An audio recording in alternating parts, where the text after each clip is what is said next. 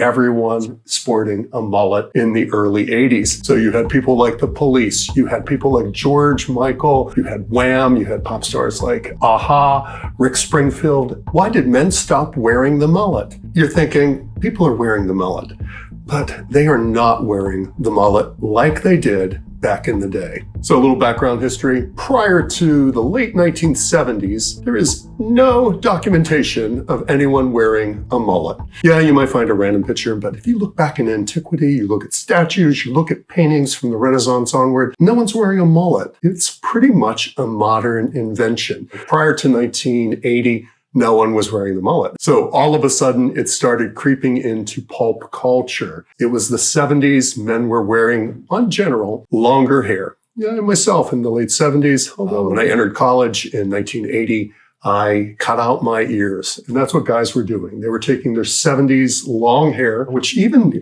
conservative men, businessmen, were wearing their hair a little longer, and men started cutting the ears out on their hair. So it takes one barber to see a trend happening somewhere. Maybe they went abroad, maybe they went to England, whatever. They're in New York. There's a counterculture of the punks happening who are wearing their hair a little shorter over the ear, a little longer in the back, a little spikier on top. And then all of a sudden that trickles down into general society. So I included, started cutting my hair above my ears. So things weren't moving as quick as they do now with social media and with all of the bombardment of things that we have coming at us. So what happened on the 1st of August, 1981? That's right.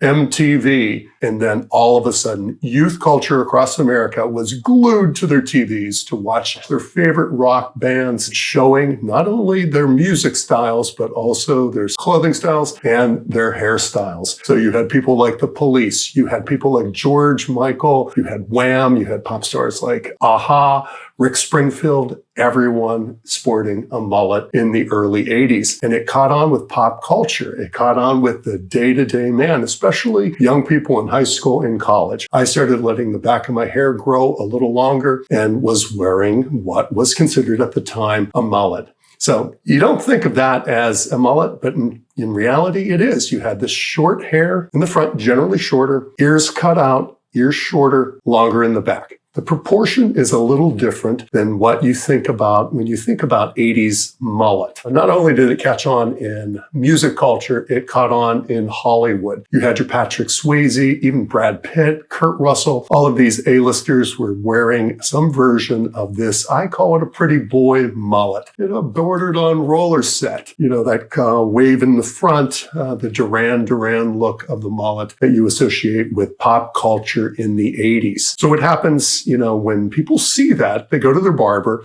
and they say, give me a version of this.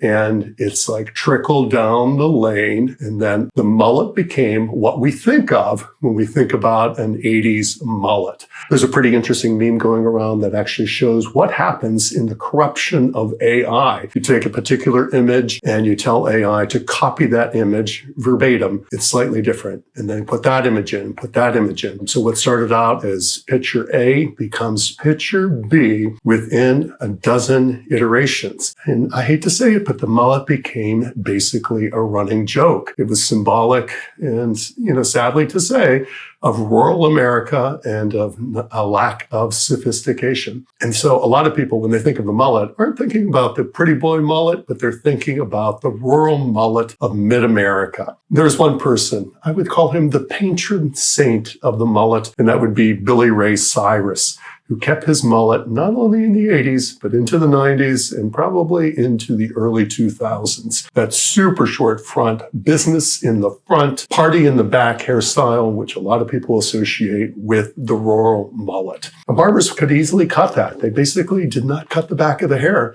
similar to what I'm rocking today, and also just addressing the front of the hair. But once again, it became a negative stereotype. So what changed the mullet? That minimalism in the 90s, as I said, but also as you moved into the 2000s, barber culture is taking hold. Cleaner cut looks are taking hold, from grooming in general to having barbershop crisp tight haircuts, and it actually killed the mullet. Fast forward into 2000, and who do you have? You have your Eric Bandholz pushing the mullet. Actually not pushing the mullet. I think he was just wearing the mullet, realizing that there was some virtue in a haircut from some 40 years ago.